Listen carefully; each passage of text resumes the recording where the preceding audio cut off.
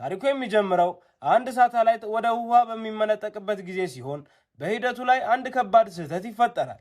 በዚህ ጊዜ ነው ዋናውን ገጸ ባህሪያችንን ኢታን እጅግ ጎበዝ ሰራተኛ ሲሆን ቆይ ከዛ በፊት አሁን ላይ 0 ሰብስክራይበር አለን። እቅዳችን በዚህ 90 ቀን ውስጥ 100,000 ሰብስክራይበር ለመግባት ነው። አንችልም? እንችላለን። ሰብስክራይብ አድርጉ። ስህተቱን በቅጽበት አግኝቶ በማረሙ ሁሉም ሰው በችሎታው ያደንቀዋል። በሌላ በኩል ደግሞ ዋናዋን ሴት ገጸ ባህሪ ክላራን ከአያቷ ጋር ስታወራ እናያትና ክላራ ትዳር ስለማትፈልግና በህይወቷ የራሷን ስራ መስራት እንደምትፈልግ ለአያቷ በመናገር አንድ የመጨረሻ ዕድል እንዲሰጣ ስትለምነው እንመለከታለን። ይህን የሰማው አያቷም እሱ ከታመመ ጀምሮ ኩባንያው ኪሳራ ላይ እንደሆነና በማንኛውም ጊዜ ሊዘጋ እንደሚችል ይነግራታል። ስለዚህ እንደ ቅድመ ሁኔታ ያስቀምጣል። ይኸውም ኩባንያውን ተቀላቅላ 10% ትርፍ እንድታመጣለት፣ ይህን ማድረግ ካልቻለች ግን የሚስተር ዴቪንሰንን የልጅ ልጅ እንድታገባ ያዛታል። ክላራም በሁኔታው ትስማማና ልትሄድ ስትዘጋጅ ወንድሟ መጥቶ ከጌም ውጪ ምንም እንደማታውቅና አያቷ ያላትን ሰው ማግባት እንዳለባት ተናግሮ ተስፋ ሊያስቆርጣት ይሞክራል። ክላራም ተበሳጭታ እሱ ራሱ ምንም የማይጠቅም መሆኑንና ሊመክራት እንደማይገባው ትነግረዋለች። ክላራ ኤርፖርት ስትደርስ ኢታንም ከታናሽ ወንድሙ ሊዮ ጋር እዛው እንዳለ እናያለን። ኢታን የሆነ ነገር ሊገዛ ሲሄድ ሊዮ ከክላራ ጋር አግዳሚ ወንበር ላይ ይቀመጥና ክላራ ስናክ እየበላች ስለነበር ለሊዮ ከምትበላው ብትሰጠውም እሱ ግን እምቢ ይላታል። ከትንሽ ጊዜ በኋላ ሁለቱም በተመሳሳይ በረራ እንደሚጓዙ እናይና በኋላ ላይ ታክሲ ውስጥ ክላራ የሊዮን ፊት እያየች ፈገግ ስትል ድንገት የድሮ የትምህርት ቤት ጓደኛ የነበረው ኢታንን ታየውና በጣም ትደነግጣለች። እፍረትም ስለተሰማት ፊቷን መደበቅ ትጀምርና ልክ በዛን ጊዜ ኢታንና ጓደኛው ማርክ ክላራ ባለችበት ታክሲ ውስጥ ይገባሉ። በዚህ ጊዜ ክላራ በፍጥነት ለጓደኛዋ ኢታንን እንዳገኘችው መልእክት ትልክላትና በመንገድ ላይ መኪናው ስለተበላሸ ማርክ ከፈለገች ከነሱ ጋር በእግር መሄድ እንደምትችል ይነግራታል። አልፎ ተርፎም ለታክሲ ሹፌሩ የምትከፍለውን ገንዘብ እሱ እንደሚሸፍንላት ይጠይቃታል። ነገር ግን ልክ በዛ ጊዜ መኪናው ይስተካከልና ማርክ ፊት ለፊት ስለተቀመጠ ክላራ ከኢታን ጋር ትቀመጣለች። የታክሲ ሹፌሩ የክላራን መሄጃ ቦታ ሲጠይቃት ስልኳን ከመኪናው ጋር በድንገት ይገናኝና ከጓደኛዋ ጥሪ ደርሳታል። ጓደኛዋም በስልክ በእርግጥ ኢታንን አግኝተሽዋል እንዴ ብላ ስትጠይቃት በመኪናው ስፒከር ለሁሉም ይሰማል። በእሷ ምክንያት ትምህርት ማቋረጥ እንደነበረበትና አሁን የመኪና ሻጭ የሆነ ምስኪን ልጅ መሆኑን እያስታወሰች ለዚህ ነው እንዴ እሱን መርዳት የፈለግሽው ብላ ትጠይቃለች። ይህን ሁሉ የሰማው ኢታን የሸፋፈነችው ልጅ ክላራ መሆኗን ያውቅና ክላራ በጣም አፍራ ወደ አፓርታማዋ በመሄድ ለጓደኛዋ የሆነውን ሁሉ ትነግራታለች። በሚቀጥለው ትዕይንት ክላራ ኩባንያው ስትደርስ የኩባንያው ኃላፊ ሞቅ ባለ ስሜት ይቀበላታል። ወዲያው የኩባንያው ምክትል ፕሬዝዳንት ይመጣና የቴክኒክ ክፍሉን ቡድን ቢ እንደምትመራ ይነግራታል። ነገር ግን ልክ በዛን ቅጽበት ኢታን ይመጣና ኃላፊው ቡድን ኤ የሚመራው ኢታን እንደሆነ ለክላራ ያስረዳታል። ክላራ በድፍረት ሰላምታ ሰጥታው እጇን ብትዘረጋም ኢታን ግን ምንም ምላሽ አይሰጣትም። በዚህ ጊዜ ኢታን ስላሳየው ዝምተኛ ባህሪ እያሰበች ምንም እንዳልተለወጠና በልጅነቱም እንደዚሁ እንደነበር ለራሷ ታወራለች። ኃላፊውም ኢታን የቀሩትን ክፍሎች እንዲያስጎበኛት ይነግረውና ከትንሽ ቆይታ በኋላ ክላራ ኢታንን ተከትላ ስትሄድ እግሯ ተሰናክሎ ልትወርቅ ስትል ኢታን ይዛትና በጥንቃቄ እንድትራመድ ይነግራታል። ከዛም በድንገት ሙሉ ለሙሉ ስላላቀቃት ክላራ እንደገና ትወድቃለች። ሁሉም ሰው ሲስቅባት ክላራ በጣም ተናዳ ለምን እንደለቀቃት ብትጠይቀውም ኢታን ግን ይዤሽ መቆየት ነበረብኝ ታዲያ ብሎ በንቀት ጥሏት ይሄዳል። ክላራ ይበልጥ ተናዳ እርዳታው እንደማያስፈልጋትና የራሷን ክፍል እንደምታገኝ ነግራ ያለፉትን ነገሮች ለመቀበል እየሞከረ ከሆነ ስህተት መሆኑን ታስረዳና ሊፍቱን ይዛ መውጣት ትጀምራለች። በዚህ ጊዜ እሷ ስትሄድ ያየው ኢታን ሊፍቱን አስቁሞ የእሷ ክፍል በዛው ፎቅ ላይ እንደሆነ ይነግራታል። በዚህ ጊዜ ቢሮ ውስጥ ክሎይ የምትባል ልጅና ሁለት ሌሎች ሴቶች በክላራ በጣም ስለቀኑና ክላራ ዝም ብላ የሀብታም ልጅ እንደሆነች በማሰብ ከኩባንያው ሊያስወጧት እቅድ ያወጣሉ። ከትንሽ ቆይታ በኋላ ክላራ በስህተት ገንዘቧን በሙሉ ለሰራተኞቿ ትልክላቸውና ይህ ሁሉንም ሰራተኞች በጣም ያስደስታቸዋል። የክሎይ ጓደኞች እንኳን ደስ ቢላቸውም ክሎይ ግን ዓላማዋን ሳትረሳ አሁንም ክላራን እንዴት ከኩባንያው እንደምታወጣ ማሰብ ትጀምራለች። በሚቀጥለው ትዕይንት ማርክ ወደ ኢታን መጥቶ ክላራ ለሁሉም ሰራተኞች በስጦታ መልክ ገንዘብ ስላስተላለፈች በጣም ሀብታም እንደሆነች ይነግረዋል። እንዲሁም በሱ በክላራ መካከል ስላለው የፍቅር ግንኙነት ወሬ እየተናፈሰ እንደሆነ ያጫውተውና ክላራን ትወዳታለህ እንዴ ብሎ ይጠይቀዋል። ኢታን ግን ማርክ ለሚናገረው ከንቱ ነገር መልስ ከመስጠት ይልቅ እንዲህ ሲል ክላራ ከሰማች እንደምትገለው ይነግረዋል። በኋላ ላይ በቢሮ ስብሰባ ላይ ኢታንና ክላራ ይተያዩና ስብሰባው ካለቀ በኋላ ኢታን ለክላራ መሄድ እንደምትችል ይነግራታል። ክላራ ግን እኔ እስክወጣ እየጠበክ ነው እንዴ ብላ ስትጠይቀው ኢታን ተገርሞ ሌላ ስብሰባ እንዳለበት ይነግራታል። በዚህ ጊዜ ክላራ ወደ በሩ ሄዳ ኢታን በሞባይሉ መጫወቱን አቁሞ በፍጥነት ወደዚህ እንዲመጣ ጮክ ብላ ስትናገር የክላራን ባህሪ ያየው ኢታን ፈገግ ይላል። ከትንሽ ቆይታ በኋላ ክላራ የቡድን አባላቷን በመምረጥ ትጀምርና ለሁሉም በሚያስደንቅ ሁኔታ ማርክን ትመርጣለች። ይህን ያየው ማርክ ከእሷ ጋር መስራት እንደማይፈልግ ይነግራትና ለምን እንደመረጠችው ሲጠይቃት ክላራ እሱ ከሁሉም የበለጠ መልከ መልካም ስለሆነ እንደሆነ ትናገራለች። ቪዲዮውን እዚህ ድረስ ከተመለከታችሁት ተመችቷችኋል ማለት ነው። ቪዲዮውን ላይክ፣ ቻናሉን ደግሞ ሰብስክራይብ ማድረግ አይረሳ እንላለን። ወደ ታሪካችን። ከዚያ ሁሉም ሰው በማርክ መቀለድ ይጀምርና ኢታንም ሌላ ምትዩ ነገር የለሽም ብሎ ይጠይቃትና ክላራ ከፈለገ በግል ሌላ ነገር ልትነግረው እንደምትችል ትነግረውና ሁሉም መሳቅ ሲጀምር ኢታን ክፍሉን ለቆ ይወጣል። በኋላ ክላራ የሥራ ቦታውንና የአየር ንብረቱን ለመፈተሽ ትመጣና ስራዋን ለመስራት ገንዘብ እንደሚያስፈልጋት ለኢታን ትነግሯለች። ኢታን ግን ቀድሞውኑ ጥቂት ጉብኝቶች ስላሏቸው ምንም ገንዘብ ማግኘት እንደማትችል ይነግራትና ክላራ በቁርጠኝነት ስሜት በቃ የራሴን ገንዘብ እጠቀማለሁ ትሏለች። በዛ ጊዜ ሁሉም ባልደረቦች ስለ ኢታንና ክላራ እያወሩ ስለነበር ከዚህ በፊት ይተዋወቁ እንደነበርና አንዳቸው ሌላውን ይወዱ እንደነበር ይገምታሉ። እነሱ እያወሩ ሳለ ኢታን ይመጣና አንደኛው ሲሸሽ ሁለቱ ደግሞ ኢታንን ይቅርታ ይጠይቁታል። በሚቀጥለው ትዕይንት ክላራ ለማርክ የአየር ንብረቱ ሊባባስ ስለሆነ በጉብኝታቸው ወቅት ለእያንዳንዱ ደቂቃ መረጃ እንደሚያስፈልጋቸው ትነግራቸዋለች። የአየር ንብረቱ በጣም ስለከፋ ኢታን ሊያስቆማቸው ቢሞክርም ክላራና ሁለቱ ባልደረቦቿ በዝናብ ውስጥ ተይዘው ይቀራሉ። በዚህ ምክንያት ሌሊቱን ሙሉ መኪናቸው ላይ እየሰሩ ያድሩና ጠዋት ክላራ ስትነቃ ኢታን ሌሊቱን ሙሉ በቪዲዮ ጥሪ ሲያያት እንደነበር ተረድታ ልቧ በደስታ ይሞላል። የስራቸው መጠናቀቅን ለማክበር ክላራና ኢታን ዕቃ ሊገዙ ይሄዱና ኢታን ለክላራ የምትወደውን ምግብ እንደሚያሰራላት ይነግራታል። በልጅነት ጊዜያቸው አብረው ሲበሉ እናይና ክላራ የምግብ አሰራሩን አሁንም ታስታውሳለች እንዴ ብላ ትጠይቀዋለች። ገበያ አይተው ከጨረሱ በኋላ ሲወጡ ለኢታን ስልክ ይደወልና ክላራ ስልኩን አንስታ የኢታን ጆሮ ላይ ትይዝለታለች። ክላራ ለኢታን ከሻንጋይ እንዳመጣችለት ገልጻ ጥቂት ከረሜላዎችን ብትሰጠውም ኢታን ግን ደረሰኙን አይቶ ከገበያ ማዕከሉ እንደገዛች ይረዳል። ልክ በዛን ጊዜ አንዲት ልጅ መጥታ ክላራን በዚህ ምሽት ከዚህ መልከ መልካም ሰው ጋር ምን እየሰራሽ ነው ብላ ትጠይቃታለች። ክላራም እሱ የተፋታና የ8 ዓመት ልጅ ያለው መሆኑን ስትሰማ በጣም ተደናቅታ ልጁ ወንድሙ መስሏት እንደነበርና ኢታን ማግባቱን እስካሁን እንደማታቅ ትናገራለች። ግራ መጋባቷን ያየው ኢታን ልጅቷ ዝም ብላ እየቀለደች እንደሆነ ይነግራትና የማርክ የሴት ጓደኛ የሆነችው ሶፊ ጋር ያስተዋውቃታል።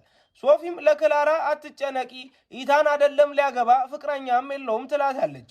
በሚቀጥለው ትዕይንት ሁሉም ሰው ለመብላት ይወጣና ማርክ እራቱ በጣም ስለቆየ ሁሉም ሰው ጥያቄ የሚያጠያየቅበትና ሁሉም መመለስ ያለበት ጨዋታ እንዲጫወቱ ሐሳብ ያቀርባል። ማርክ የመጀመሪያውን ጥያቄ ለኢታን ነው ብሎ እሱና ክላራ ከዚህ ይተዋወቁ እንደነበር ስለሚያወራው የኩባንያው ወሬ ይጠይቀዋል። የልጅነት ጓደኛሞች ናችሁ እንዴ ብሎ ሲጠይቀው ኢታን አዎ ይላል። ስለዚህ ማርክ ሌላ ጥያቄ እየጠየቀ የምትወዳት ልጅ ክላራ ናት እንዴ ብሎ ሲጠይቀው ለሁሉም በሚያስደንቅ ሁኔታ ኢታን አዎ ብሎ ከዚያ ቦታ ይሄዳል። ክላራ ይህንን ስትሰማ በጣም ትገረምና ማርክ አለቃቸው ስሜቱን የማይናገር ሰው ስለሆነ ስለ ሴት ጓደኛው ለማንም እንዳልተናገረ ያወራል። ክላራ ግን አይደለም፣ ሁላችሁም ተሳስታችኋል፣ እኛ ጓደኛ ማቾች ብቻ ነን እንጂ ፍቅረኛ ማቾች አይደለንም ትላለች። ኢታንንም ብቻውን ስታየው ክላራ ቢራ ይዛለት ትሄድና ለኢታን እንደገና እንደዚህ አይነት ሁኔታ ውስጥ አገኛለሁ ብዬ አስቤ አላውቅም ትለዋለች። ልክ በዛ ጊዜ ክላራ ተወርዋሪ ኮከብ ታይና ኢታን ምኞት መመኘት ትፈልጊያለሽ ብሎ ይጠይቃታል። ወደ ኋላ መለስ ብለን ስንመለከት ክላራ ኢታንን ለመጀመሪያ ጊዜ ክፍል ውስጥ ስታየው መውደድ እንደጀመረች እናያለን። በክላራ ልደት ቀን ጓደኛዋ ኬክ ታመጣላትና ክላራ ኬኩን ቆርሳ የመጀመሪያውን ቁራሽ ለኢታን ትሰጣለች። በዚህ ጊዜ ጓደኛዋ እኔ ነኝ የልደት ድግሱን ያዘጋጀሁልሽ፣ አንቺ ግን የመጀመሪያውን የኬክ ቁራሽ ለሱ ትሰጫለሽ ብትላትም ክላራ ግን ኢታን ብዙ እንደረዳትና ለዛም ነው መጀመሪያ ለሱ የሰጠሁት ብላ ታስተባብላለች። ከዛም ኢታን ለውድድር መዘጋጀት ስላለበት የልደት ድግሷ ላይ መምጣት እንደማይችል ለክላራ ይነግራትና ጥሏት ይሄዳል። ክላራም ተከተለው ሄዳ በእውነት የልደት ድግሴ ላይ አትመጣም ብላ ስትጠይቀው ኢታን አዎ ስላላት ክላራ በጣም ተናዳ የሰጣትን ስጦታ ወርውራበት ትሄዳለች። በአሁኑ ጊዜ ክላራ ለኢታን በልጅነቷ ወላጆቿን እንዳጣችና በዛ ጊዜ እሱ የሚረዳት መስሏት ስለነበር ወደ ድግሱ እንዲመጣላት እንደፈለገች ትነግረዋለች። ክላራ ከትምህርት ቤት ከወጣህ በኋላ የሆነ ነገር ደርሶብህ ነው እንዴ ጠፋኸው ብላ ብትጠይቀውም ኢታን ግን ምንም እንዳልሆነና አንቺ ግን አሁንም አልተለወጥሽም ብሎ ወሬውን ይቀይራል። ክላራ ያለፈውን ነገር እንተው፣ አሁን የመጣሁት ካንተ ጋር ለመስራት ነው ትሏለች። በሚቀጥለው ትዕይንት ምክትል ፕሬዝዳንቱ ለኢታን የቴክኒክ ክፍሉ ኃላፊ መሆኑንና እሱ ባለበትም እንኳን በቴክኒክ ክፍሉ ስህተት መፈጠሩን ትነግሯለች። ኢታን በፍጥነት ካላስተካከለው እንደሚያዘዋውሩት ታስጠነቅቀውና በኋላ ክላራ ለኢታን ምግብ ስታመጣለት ኢታን ለምንድን ነው እንዲህ የምትንከባከብኝ ብሎ ይጠይቃታል። ክላራ ከመጀመሪያውም ደግ እንደነበረችና አንድ ጊዜ ከወንድሟ 200 ብር ተሰርቆባት እንዴት እንዳገኘችው ታሪክ ትነግረዋለች።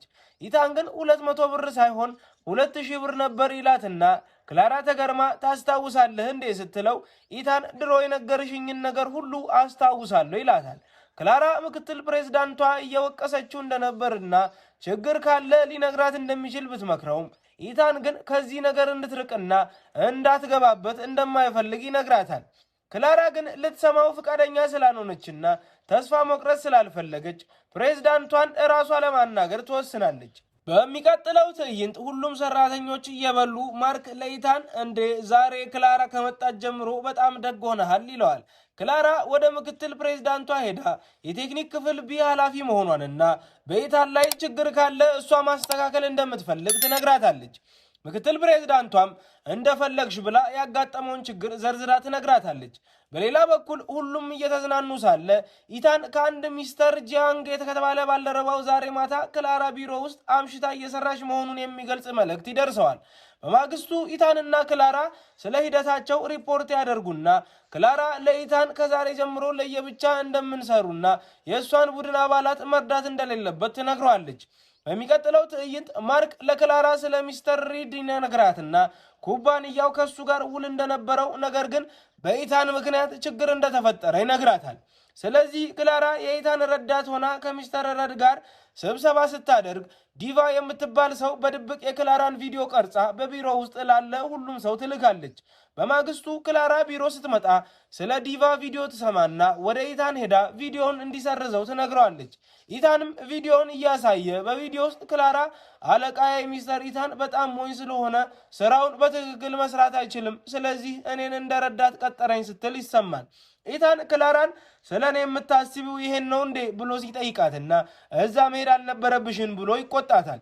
በሚቀጥለው ትዕይንት ሁሉም ባልደረቦች እራት እየበሉ ሳለ ክላራ በጣም ቆንጆ ሆና ስትመጣ ሁሉም ይገረሙና ኢታን አይኑን ከሷ ላይ መንቀል ያቅተዋል።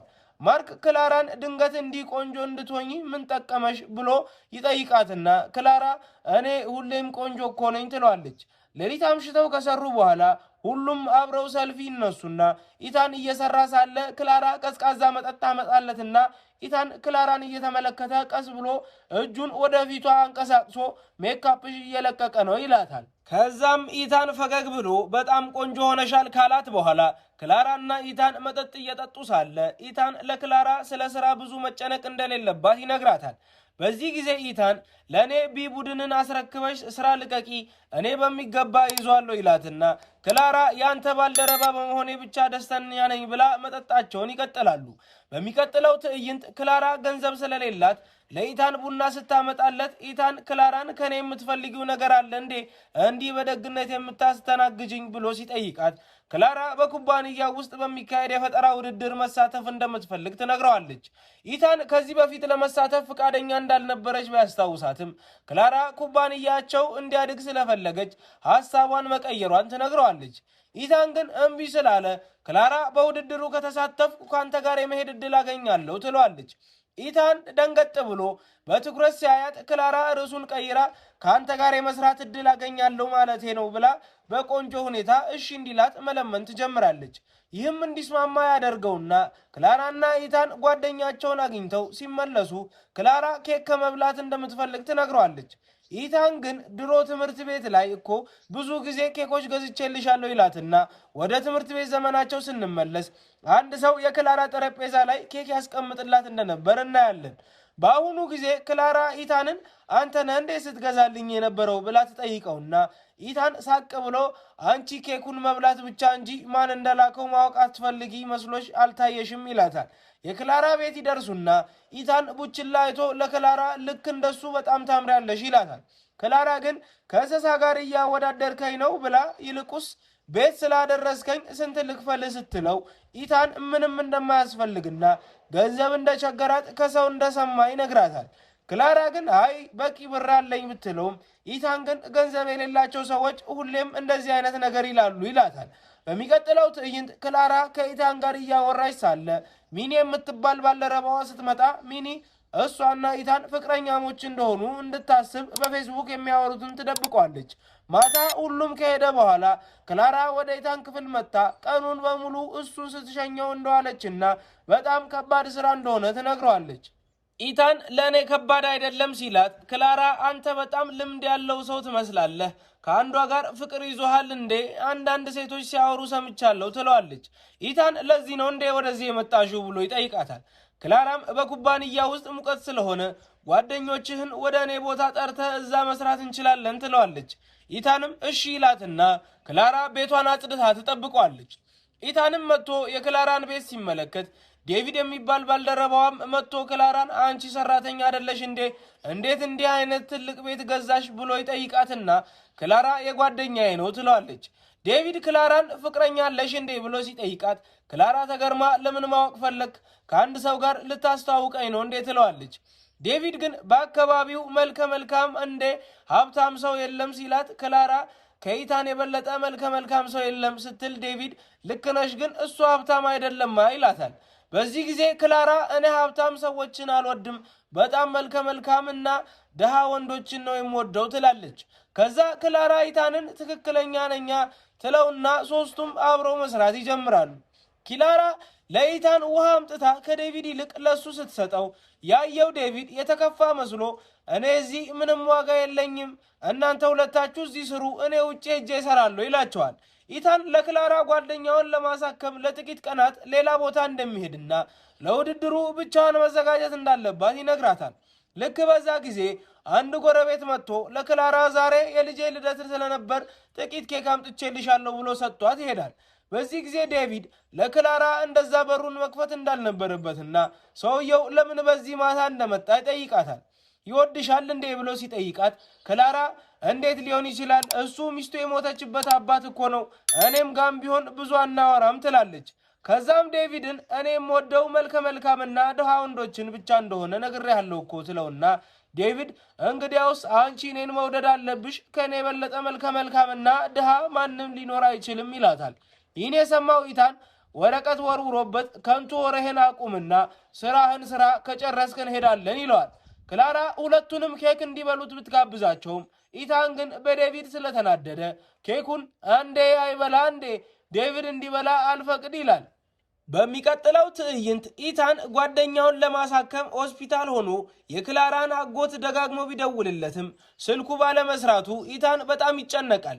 ከዛ የክላራ አጎት መጥቶ ሕክምናውን እሱ እንደሚሰራ ይነግረውና ክላራ አጎቷ ጋር ደውላ ደጋግማ ስለለመነችው አጎቷ ቀዶ ጥገናውን ለማድረግ እንደተስማማ እንረዳለን።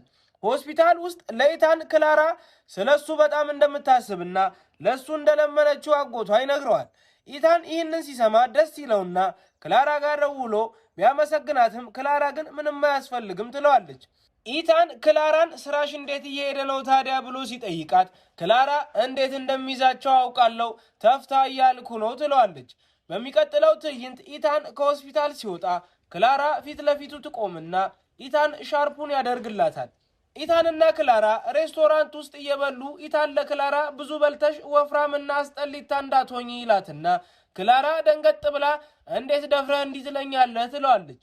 ኢታን ግን አረ ለቀልድ ነው አሁንም ሞኝ ነሽ እንዴ ይላታል። ሬስቶራንቱን ለቀው ሲወጡ የልጅነት ጓደኛቸው የሆነውን ዴቪድን ያገኙትና ኢታን ክላራን ይሄ ማን ነው ብሎ ሲጠይቃት ክላራ ይሄ የልጅነት ጓደኛዬ ዴቪድ ነው ትለዋለች። ዴቪድ ኢታንን የትምህርት ቤታችን ተማሪ ነበርክ እንዴ ብሎ ጠይቆ ሳይጨርስ ክላራንና ኢታንን አብረው ሲያይ ሁለታችሁ ፍቅረኛሞች ናችሁ እንዴ ብሎ ይጠይቃቸዋል። ክላራ ግን አይደለም አብረን ነው የምንሰራው ትላለች። ከዛ ዴቪድ ክላራንና ኢታንን ወደ ክፍል ጓደኞቻቸው መሰብሰቢያ ይወስዳቸዋል። ዞዩ የምትባል ከትምህርት ቤት ጀምሮ በኢታን ላይ ፍቅር የነበራት ልጅም እዛው ትገኛለች።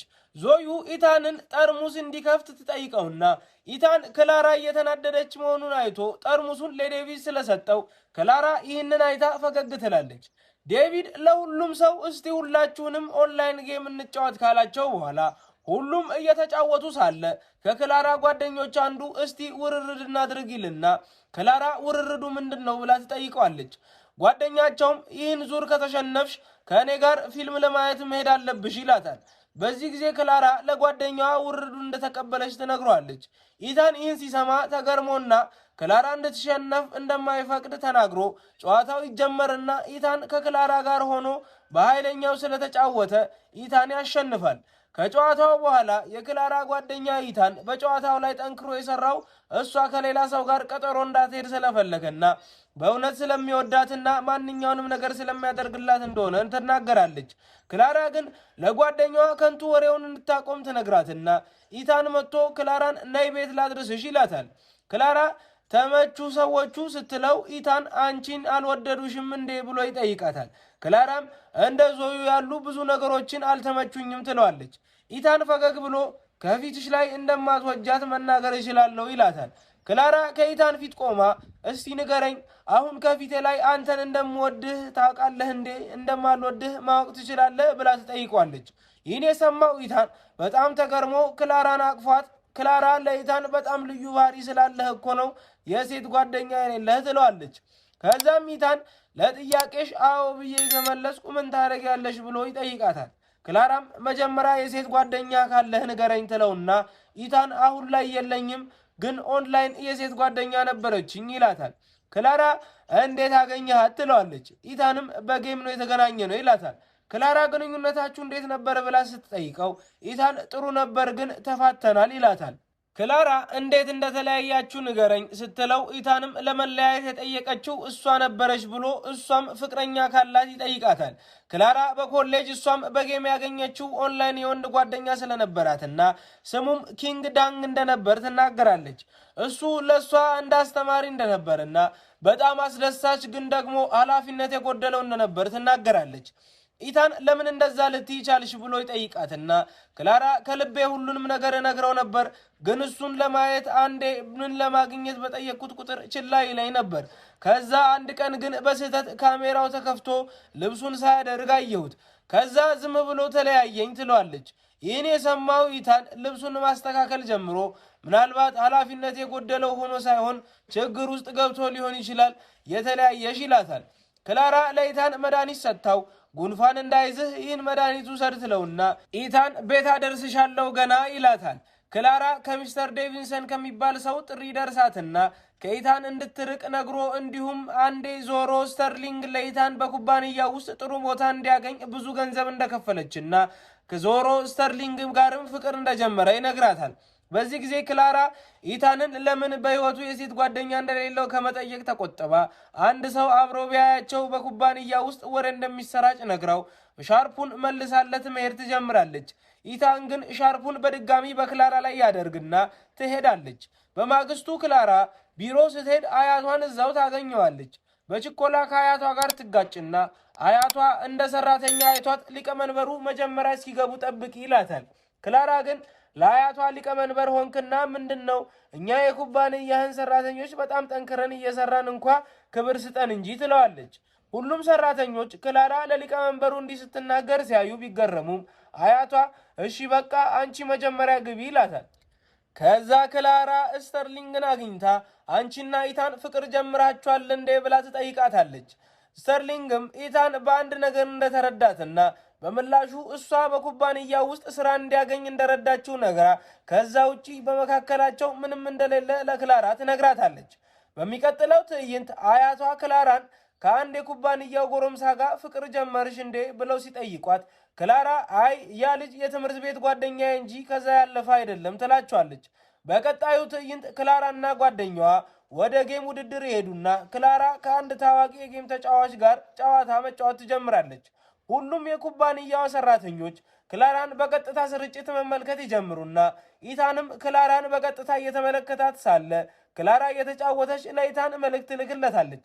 የጌም ተጫዋቾቹም ክላራን ለማን ነው መልእክት የምትልኪው ብሎ ሲጠይቋት ክላራ ለወንድ ጓደኛዬ ነው የምልክለት ብላ ተመልሳለች። በዛን ቅጽበት ክላራ ለኢታን መልእክት እየላከች ስለነበር ኢታን ይህን ሲሰማ ፈገግ ይላል። በሚቀጥለው ትዕይንት ክላራ ለኢታን ነገ ወደ ሻንጋይ እንደምትመለስ ትነግረውና ኢታንም አብሬሽ ይሄዳለው አዲሱን ዓመት አብረን እናከብራለን ይላታል። በማግስቱ ኢታን ኤርፖርት ውስጥ ክላራን እየጠበቀ ሳለ ክላራ መነጽሯን አድርጋ ኢታንን አልፋው ትሄድና ኢታን አስቁማት እኔን ማታችም እንዴ ብሎ ይጠይቃታል። ክላራም ዛሬ በጣም መልከ መልካም ትመስላለህ ትለውና ወደ እሱ ስትጠጋ አንድ ልጅ አይቷቸው እረ ሊሳሳሙ ነው ብሎ አይኑን ይጨፍናል። በዚህ ጊዜ ኢታንን ልትስመው የነበረችው ክላራ ትቆምና ኢታን መጃጃልሽን ካቆምሽ እንሂድ ብሎ ሻርፓን እንድታስር ይረዳታል። ኩባንያው ውስጥ አንዳንድ ሴቶች ለክላራ ባለጌ እንደነበረችና በእሷ ምክንያት ሌሎች ስራቸውን ሊያጡ እንደሚችሉ ይነግሯታል። ልክ በዛ ጊዜ ኢታን መጥቶ ክላራ በእኔ ክፍል ውስጥ ነው የምትሰራው፣ ኃላፊነቱን እኔ ወስዳለሁ ይላቸዋል። ከዛም ክላራ ከአያቷ ጥሪ ደርሷት ከአንዳንድ ደንበኞች ጋር እንድትጣላችና አሁን ተመልሳ መጣ እሱ የመረጠላትን ልጅ ማግባት እንዳለባት ይነግራታል። ክላራ ግን የ1 ዓመት ጊዜ እንደሰጠኸኝ አስታውስ እንጂ አሁን እኮ ገና 2 ወር ብቻ ነው የተጠቀምኩት ትለዋለች። በሚቀጥለው ትዕይንት ዴቪድ ኢታንን ከክላራ ጋር ያለህ ግንኙነት እንዴት እየሄደ ነው ብሎ ይጠይቀዋል። ኢታንም ክላራን የራሴ እንደማደርጋት እርግጠኛ ነኝ ይለዋል። ከዛ ክላራ ከአንድ ሰው ስልክ ተደውሎላት በኢታንና በስተርሊንግ መካከል ምንም ግንኙነት እንደሌለ ይነግራታል። ከዛ ግን ሰውየው ኢታንንና ስተርሊንግን በጣም ተቀራርበው የሚያሳይ ፎቶ ይልክላትና ክላራ ይህን ስታይ መጥፎ ስሜት ተሰምቷት ኢታንን ስነ ስርዓት በጎደለው ባህሪ ታናግረዋለች። ሶፊ ለኢታን ክላራን እንዲንከባከባት ወደ ሌላ ጠብ ውስጥ እንዳትገባ እንዲያረጋግጥ ትነግረዋለች። ኢታን ለክላራ መድኃኒት ሰጥቷት ዛሬ ወደ ስብሰባ መሄድ አለብን ይላታል። በስብሰባው ላይ ክላራ ሚስተር ቫንስን ይቅርታ ትጠይቀውና ሰክሬ ስለነበር ነው ስነ ስርዓት የጎደለው ባህሪ ያሳየው ትለዋለች። ኢታንም ሚስተር ቫንስ እባኮ ይቅር በሏት፣ አዲስ ሰራተኛ ናት፣ በእውነት ሰክራ ነበር፣ እባኮ ስህተቷን ይቅር ይበሉ ይላል። በዚህ ጊዜ ሚስተር ቫንስ እሺ ግን ዛሬ መጠጣት አለባት ይልና ኢታን ክላራ ትኩሳት ስላላት አልኮል መጠጣት አትችልም፣ በእሷ ቦታ እኔ እጠጣለሁ ይላል። ክላራና ሶፊ ኢታንን ከዚህ በፊት ብዙ ጠጥቶ አይተውት ስለማያውቁ ሰክሮ ሲያዩት በጣም ይገረማሉ። ከስብሰባው በኋላ የኢታን ጤንነት እየተበላሸ ይሄድና ሶፊ መድኃኒት ብትሰጠውም ኢታን ግን ቀድሞውኑ መድኃኒት እንደወሰደ ይነግራታል። በሚቀጥለው ትዕይንት ክላራና ኢታን ወደ ኩባንያው ሲሄዱ ክላራ አሁንም በኢታን ላይ ተናዳ ስለነበር ችላ ያለችው እንደሆነ እንመለከታለን። ክላራ ለኢታን ቡና ታመጣለትና እጁ ቀዝቃዛ መሆኑን ስታይ ጉንፋን ይዞሃል እንዴ ብላ ትጠይቀዋለች። ኢታን ለክላራ ስለኔ ተጨንቀሻል እንዴ ይላትና ከሷ ፍቅር እንደያዘው ስሜቱን መናዘዝ ይጀምራል። ክላራም በጣም ተገርማ ከኢታን ጋር ከዋክብትን ለማየት ወደ ውጪ ይወጡና በሰልፊ አማሃኝቶ ኢታን ወደሷ በጣም ይጠጋል። ክላራ ለራሷ ለምንድነው እንዴ ቀረበኝ ብላ እያሰበች ሳለ ኢታን ክላራን እንዴት ነው ሰማዩን ወደድሽው ብሎ ይጠይቃታል። በዚህ ጊዜ ክላራ በድንገት ስትዞር እሷና ኢታን በአጋጣሚ ይሳሳሙና ሁለቱም በጣም ይደነግጣሉ። በማግስቱ ኢታን ቢሮ ይመጣና ማርክ ሌሊቱን ሙሉ ስጠብቅህ ነበር የት ነበርክ ብሎ ይጠይቀዋል። ትላንት ማታ ከሴት ጓደኛ ጋር ነበርክ እንዴ ብሎ ሲጠይቀው ኢታን የሴት ጓደኛ የለኝም እኮ ይለውና ሶፊ ክላራን አንቺና ኢታን ትላንት ማታ ቢሮ ውስጥ እንዲያምሽታችሁ ምን እየሰራችሁ ነበር ብላ ትጠይቃታለች። ክላራም ስራ እየሰራን ነበር ትላለች። አንድ ሰራተኛ ለኢታን በቢሮ የሴቶች መታጠቢያ ክፍል ውስጥ የሆነ ሰው ካሜራ እንደገጠመ ይነግረዋል።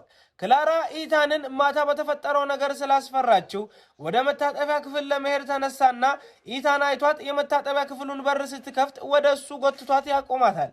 ልክ በዛ ጊዜ ማርክና የሆነ ሰራተኛ እንደዛ ቆሞ ያያቸዋል። ከዛም ለክላራ አንድ ሰው በሴቶች መታጠቢያ ክፍል ውስጥ ካሜራ እንደገጠመ ኢታን ይነግራታል። በቀጣዩ ትዕይንት ሶፊ ወደ መታጠቢያ ክፍል ልትሄድ ስትል ማርክ ያስቆማትና ሶፊ ተናዳ የማርክን ክንድ ጠምዝዛ እስከዚህ ድረስ ለምንድን ነው ተከትለኝ የመጣኸው ትሏለች። በዚህ ጊዜ ማርክ ኢታን ግን ቅድም ክላራን ሲያስቆማት እጁ እንዲህ አልተጠመዘዘም ይላል። በሚቀጥለው ትዕይንት ኢታን ዴቪድን በመታጠቢያ ክፍል ውስጥ ካሜራ በማስቀመጥ ቢጠረጥረውም ዴቪድ ስላልነበር ኢታን ዴቪድን ይቅርታ ይጠይቋል። ዴቪድ ሲሄድ ማርክም ይቅርታ ይጠይቀውና ዴቪድ ግን ለማርክ ይቅርታ ልትጠይቀኝ የመጣህ አይመስለኝም ስላለው ማርክ ወደሱ ተጠግቶ የሴት ጓደኛውን ፎቶ እንዳለው አስታውሶት እንዲሰርዘው ይነግረዋል። ዴቪድ ግን ለምን እሰርዘዋለሁ? አንድ ቀን እኮ ትታ ትሄዳለች ይለዋል። ይህን የሰማው ማርክ ተናዶ እጁን በዴቪድ ላይ ያነሳና ጠብ ይነሳል። ሶፊ ግን ሁለቱንም አስቁማ ለማርክ መለያየት እንዳለባቸው ትነግረውና ትሄዳለች። በቀጣዩ ትዕይንት ክላራ ለኢታን ቡና ልትሰጠው ትሄድና ኢታን በ3 ቀን ውስጥ ከሱ ጋር ስብሰባ መሄድ እንዳለባት ይነግራታል። በሚቀጥለው ትዕይንት ክላራና ኢታን ለሥራ ወጥተው ሳለ ቀኑን ሙሉ ከሰሩ በኋላ የሚያድሩበት ክፍል ይይዙና ባለቤቱ ለኢታን አንድ ሳጥን ሰጥቶ ይሄ ለጥንዶች ነው ይለዋል። ኢታንም ሳጥኑን ተቀብሎ ለክላራ ይዞላት ይሄዳል። በቀጣይ ቀን ኢታን እየሰራ ሳለ ክላራ ውሃ ትሰጠውና ለምንድነው ሁሌም እንዲጠንክረ የምትሰራው ብላ ትጠይቀዋለች። በዚህ ጊዜ ኢታን በአንቺ ምክንያት ነው ይላትና ክላራ ፈገግ ስትል ኢታን የቡድን መሪ ከሆንኩ ጀምሮ ስራዬ ጨምሯል ይላታል። ክላራም እኔ እኮ ልረዳህ ፈልጋለሁ ስትለው ኢታን እኔ ስለዋለሁ ይላትና እጇን ይዞ ወደ ላይ ይሰቅላታል። በሚቀጥለው ትዕይንት ክላራ ስልክ ላይ እያወራች ሳለ ዴቪድ ፊርማዋን በአንድ ዲዛይን ላይ አግኝቶ የተሳሳተውን ዲዛይን ወደ ኩባንያው ዋና መስሪያ ቤት ይልካል። ኢታን ዴቪድን ለምንድነው የተሳሳተውን ዲዛይን ወደ ዋና መስሪያ ቤት የላከው ብሎ ይጠይቀውና ዴቪድ የክላራ ስህተት ነው፣ ዲዛይኖቹን አላጣራችም ይላል። ከዛም ክላራ ለአያቷ ደውላ ዴቪድን ወደ ሌላ ክፍል እንዲያዘዋውረው ብትጠይቅም አያቷ ግን እሱ በኩባንያችን ውስጥ በሪፈራል እንደገባና ጥሩ ቦታ ላይ ስለሆነ እሱን ማባረር ከባድ እንደሆነ ይነግራታል። ዴቪድ ወደ ክላራ መጥቶ እኔን ማዛወር ለምን ፈለግሽ ሲላት ክላራ ከልጅነቴ ጀምሮ ትኩስ ደም ስላለኝ ክፉ ሰዎችን አልታገስም ትለዋለች። በዚህ ጊዜ ዴቪድ ተናዶ በውሳኔሽ ትጸጸሻለሽ፣ አንቺ ብቃት ያለው ሰራተኛ አይደለሽም፣ ይህን ወንበርም አይገባሽም ይላታል። ክላራ እንደገና አያቷ ጋር ደውላ የዴቪድን ዝውውር ብትጠይቅም አያቷ ግን በሰዎች ላይ ከመፍረድ ይልቅ ከስራና ከሰዎች ጋር እንዴት መኖር እንዳለብሽ መማር አለብሽ ይሏታል። ክላራ በሚቀጥለው ጊዜ በስራዋ ምንም አይነት ስህተት ላለመስራት ፕሮግራሚንግ መማር እንዳለባት ትወስናለች። ኢታን ክላራ ጋር ደውሎ ስራሽ እንዴት እየሄደ ነው ብሎ ይጠይቃትና ክላራ ፕሮግራሚንግ ለመማር መጽሐፍ እያነበብኩ ነው ትለዋለች። ኢታን ግን እዛ ካሉ ሰዎች ጋር አትጣይ፣ ምክንያቱም ንዴትሽን ለመቆጣጠር እኔ ለጊዜው እዛ አልሆንም ይላታል። ማታ ላይ ኢታን ስለ ክላራ ተጨንቆ ለማርክ የክላራን ድርጊቶች እንዲከታተል ይነግረውና በሚቀጥለው ትዕይንት ማርክ ለኢታን የክላራን እያንዳንዱን እንቅስቃሴ ቀርጾ ሲልክለት እንመለከታለን። በሚቀጥለው ትዕይንት ስተርሊንግ ለኢታን እኔ ነኝ በኩባንያው እንድትሰራ ያስገደድኩህ፣ ለዛ ነው ዛሬም በእኔ ላይ የተናደድከው ትለዋለች። ኢታን ግን ምንም እንደዛ አይነት ነገር የለም፣ በዛ ጊዜ ገንዘብ ያስፈልገኝ ነበር፣ አንቺም ረዳሽኝ፣ እዚህ ባልሰራ ኖሮ የጠፋብኝን በጣም አስፈላጊ ነገር በጭራሽ አላገኘውም ነበር ይላታል። በዚህ ጊዜ ስተርሊንግ ክላራን እንንከባከባት ትለውና የክላራ እናት ፕሮፌሰሯ እንደነበረችና ክላራ በልጅነቷ ወላጆቿን እንዳጣች እንረዳለን። አንድ ቀን ማርክ ክላራ ስራ ላይ ያለች ቪዲዮ ቀርጾ ለኢታን ይልክለታል። ቪዲዮን ያየው ኢታን በስስት ፈገግ ይልና ወዲያውኑ ወደ ክላራ ደውሎ ምን እየሰራች እንደሆነ ይጠይቃታል። ክላራም በቀላሉ ስራዋን እየሰራች እንደሆነ ተነግረውና ኢታን በፕሮግራሚንግ ትምህርትሽ የኔ እርዳታ ያስፈልግሻል እንዴ ብሎ ሲጠይቃት ክላራ ግን አይ በራሴ ሰራዋለሁ ትላለች። ከዛን ኢታን እሺ ብሎ ስልኩን ሊዘጋው ሲል ክላራ በመጨረሻ እርዳታው እንደሚያስፈልጋት ተነግረውና ኢታን ትምህርቷን እያስረዳት ሳለ የልብ ቅርጽ ያለው ኢሞጂ ስለላከለት ይህን ያየችው ክላራ በደስታ ፈገግ ትላለች። በሚቀጥለው ትዕይንት ክላራ ወደ ሊፍት ስትሄድ ጎረቤቷን ታገኘውና ጎረቤቷ ቢሮ ላድርስሽ ብሎ ይጠይቃታል። ክላራ አይሆንም ብትለውም ጎረቤቷ ዛሬ መንገዱ በጣም የተጨናነቀ ስለሆነ ታክሲ እንደማታገኝ ስለነገራት ክላራ እሱ ትክክል መሆኑን አስባ በሐሳቡ ትስማማለች። ኢታን ቡና ይዞ ቢሮ ሲመጣ ክላራን ከጎረቤቷ ጋር ከመኪና ስትወርድ ያያትና በቅናት ስሜት ተውጦ መሄድ ይጀምራል። እሱን ያየችው ክላራ ተከትላው ሄዳ ጎረቤቷ ዝም ብሎ እያደረሰባት እንደነበር ብትነግረውም ኢታን ግን ክህደት እንደተፈጸመበት ሆኖ ከሁለት ቀን በፊት እኔን እምቢ ብለሽኝ ዛሬ ከሌላ ወንድ ጋር በመኪና ትመጫለሽ ይላታል። ክላራም ለምን እንዲህ ትቀናለህ ብላ ትጠይቀዋለች። ታክሲ ማግኘት ስላልቻለችና ስላረፈደች እርዳታውን እንደተቀበለች ስታስረዳው ኢታን እሺ በሚቀጥለው ጊዜ እርዳታ ከፈለግሽ ለእኔ ትደውያለሽ ይላትና ቡናውን ሰጥቷት ሲሄድ መሄድ ይጀምራል። ከትንሽ ቆይታ በኋላ ሁሉም በቡድን አለቃው ጋር ስብሰባ ላይ ይገናኙና ሁሉም የቡድን ስራ አስኪያጅነት ቦታው ለኢታን እንደሚሰጥ ቢጠብቁም የኩባንያው ኃላፊ ግን ቦታው ለክላራ ይሰጣታል። ይህን የሰማው ዴቪድ እሷ ለዚህ ቦታ ብቁ እንዳልሆነች ይናገርና ክላራም በንዴት ለዴቪድ መልስ ትሰጠዋለች። ከስብሰባው በኋላ ማንም ከክላራ ጋር ማንም ማውራት እንዳልፈለገ እናይና ኢታን እንኳን ምንም ቃል አላናገራትም። ሁሉም ሰራተኞች ለክላራ በጣም ስነስርዓት የጎደለው ባህሪ እያሳዩ ሳለ ዴቪድ ክላራን ቦታው ምንም አይገባሽም ይላትና ማርክ ተነስቶ ዴቪድን አንተ ነህ ታዲያ የሚገባህ ይለውና መጨቃጨቅ ይጀምራሉ። ክላራም በሁለቱም ላይ ስትጮህባቸው ኢታን አይቶ ክላራ ወደ እሱ እንድትመጣ ይጠቁማታል። ከዛም አሁን የቡድን ስራ አስኪያጅ ስለሆንሽ ከእነዚህ ሰዎች ጋር እንዴት መግባባት እንዳለብሽ ማወቅ አለብሽ፣ በእነሱ ላይ መጮሃትሽም ብሎ ያስረዳታል። በዚህ ጊዜ ክላራ በእኔ ተናደሃል እንዴ ብላ ትጠይቋለች። ኢታን ግን ኧረ በፍጹም ብሎ ከጎኗ እንደሆነ ይነግራታል። በኋላም ላይ ክላራ ሁሉንም የቡድን አባላት ለራት ወደ ቤቷ ትጋብዛለች። ነገር ግን ኢታን ለመምጣት ፍቃደኛ ባለመሆኑ ሁሉም አባላት እምቢ ይላሉ። ይህም ክላራን በጣም ስላሳዘናት የኢታን ልብ ይራራላትና ለመምጣት ሲስማማ በሚቀጥለው ሁሉም አባላት ይስማማሉ። በሚቀጥለው ትዕይንት ሁሉም የቡድን አባላት ክላራ ቤት እየተዝናኑ ሳለ እሷ ምግብ እያዘጋጀች እንደሆነ እናይና ኢታን ከኩሽና ውጪ ሆኖ ይመለከታታል። ምግብ በማብሰሉ ሊረዳት ይመጣና ክላራ ምግብ ማብሰል ትችላለህ እንዴ ብላ ትጠይቀዋለች። ኢታንም አዎ ከሁለተኛ ደረጃ ትምህርት ቤት ጀምሮ ምግብ እያበሰልኩ ነው ያደግኩት ይላታል። ለክላራ ለምንድነው ምግብ ማብሰል የማትችይው ግን ይላትና ክላራ በዚህ ተናዳ ከኩሽናው ታስወጣዋለች። ከእራት በኋላም ሁሉም ጨዋታ እየተጫወቱ ሳለ ኢታንን ለመጀመሪያ ፍቅሩ መደወል እንዳለበት ያዙታል። ኢታንም ለክላራ ይደውልና ሁሉም ኢታንን ስሟ ማን ነው ብለው ይጠይቁትና ኢታን የክላራ ስም ጮክ ብሎ ይጣራል። ይህን የሰማችው ክላራ የተናደደች ትመስልና ኢታን በኩሽና ውስጥ ዕቃ እያጠበ ሳለ ሁሉም ተሰናብተው ይሄዳሉ። ከዛም ኢታን ክላራ አሁንም እንደተናደደች አይቶ ወደ እሱ ጠርቷት በተናገርኩት ነገር ተናደሻል እንዴ ብሎ ይጠይቃታል። በዚህን ጊዜ ክላራ ሰዎች ስለ እሷ የሚያስቡት ነገር ግድ እንደማይሰጣት ነገር ግን እሱ የሚያስበው ነገር ለእሱ አስፈላጊ እንደሆነ ትነግረዋለች። ኢታንም ለምን ታዲያ ከሁለት ቀን በፊት እኔን እምቢ ብለሽ ከሌላ ሰው በመኪና ትንሸራሸሪያለሽ ብሎ ድጋሚ የጠዋቱን ወሬ ያነሳና ክላራ በመሃላችን እኮ ምንም ነገር የለም ብላ ቃል ትገባለታለች።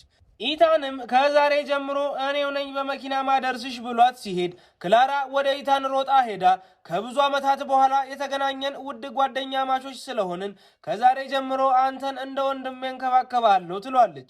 ይህን የሰማው ኢታን ፈገግ ብሎ ወንድምሽ ግን መሆን አልፈልግም ይላታል። በሚቀጥለው ትዕይንት ክላራና ኢታን ለውድድር ወደ ሻንጋይ ይሄዱና ክላራ ሆቴል ለመያዝ ስትሞክር ገንዘብ እንደጎደላት እንመለከታለን። ይህን ያየው ኢታን ከፈለግሽ ወደ ቤቴ መምጣት ትችያለሽ፣ እዛም ፕሮግራሚንግ አስተምርሻለሁ ይላታል። ክላራ ግን እምቢ ስላለችው ኢታን ሌላ የሚሄጅበት ቦታ አለሽ እንዴ? ወንድማማቾች ነን ያልሽው በከንቱ ነው ማለት ነው ይላትና ክላራን ወደ ቤቱ ያመጣታል። እዛም የኢታንን ወንድም ሊዮን ያገኙታል። በዚህ ጊዜ ኢታን ከነሱ ጋር እንደምትኖር እህቱ እንደሆነች ይናገራል። ሊዮ ግን ያንን ማድረግ አትችልም፣ አንተ የኔ ወንድም ብቻ ነህ ይለዋል። ክላራም ከዛሬ ጀምሮ አንተንም እንከባከባለሁ ብላ ልታቅፈው ብትፈልግም ሊዮ ከወንድሙ ጀርባ መደበቅ ይጀምራል። ከዛም ኢታንና ክላራ በጣም ተቀራርበው ሊሳሳሙ ሲሉ ሊዮ ምን እየሰራችሁ ነው ብሎ ያስቆማቸዋል። በሚቀጥለው ትዕይንት ኢታን ስራውን እየሰራ ሳለ ሊዮና ክላራ ጌም እየተጫወቱ እንደሆነ እናይና ኢታን ሊዮን ሄዶ እንዲያጠና ይልከውና ክላራን በፕሮግራሚንግ ላይ እንድታተኩር ይነግራታል። ክላራ ግን በጌሙ መጨረሻው ዙር ላይ እንደሆነች ተናግራ መጫወቷን ስትቀጥል ኢታን የክላራን ሞባይል ሊወስድባት ይሞክራል። በዚህ ጊዜ ኢታን ወደ ክላራ ቀርቦ ቀጣዩን ዙር እንድትጫወት ይረዳትና ኢታን በጣም ሲቀርባት ያየችው ክላራ ስላፈረች ተነስታ መሄድ ትጀምራለች። በሚቀጥለው ትዕይንት ፕሮግራሚንግ ላይ እየሰራች ሳለ ክላራ እንቅልፍ ይላትና ስትተኛ ሊዮ ጸጉሯን ጎትቶ ከቀሰቀሳት በኋላ ለክላራ ወንድሜ እንዳንቺ አይነት ሴት በጭራሽ አይወድም ይላታል። ክላራ በዚህ ጊዜ ተገርማ ወንድምህ ከዚህ በፊት ሴት ወዶ ያውቃል እንዴ ብላ ትጠይቋለች። ሊዮም አዎ ስላላት ክላራ ከሊዮ ጋር ወንድምህ ከኔ ፍቅር ይዟል ብላ ትወራረዳለች። ሊዮ ወንድሜ እንዳንቺ አይነት ሴት ከወደደ እኔ ይህን ቤት ለቅቄ እሄዳለሁ ብሎ ቃል ይገባል። ከትንሽ ቆይታ በኋላ ክላራ ይበርዳትና ኢታን ለሊዮ ብርድ ልብስና ለክላራ ጃኬት ይሰጣቸዋል። ክላራ ወደ መታጠፊያ ክፍል መሄድ እንዳለባት ስትናገር ሊዮ ውጪ በጣም ጨለማ ነው፣ ጆሮ ቆራጭ መጥቶ እንዳይወስድሽ ብሎ ያስፈራራታል። ክላራ ግን አንተ እኔ እኮ ትልቅ ሰው ነኝ ማንንም አልፈራም ብትልም ኢታን ከፈለግሽ አብሬሽ ልሂድ ይላታል። ክላራ ግን እምቢ ብላ ወጣ።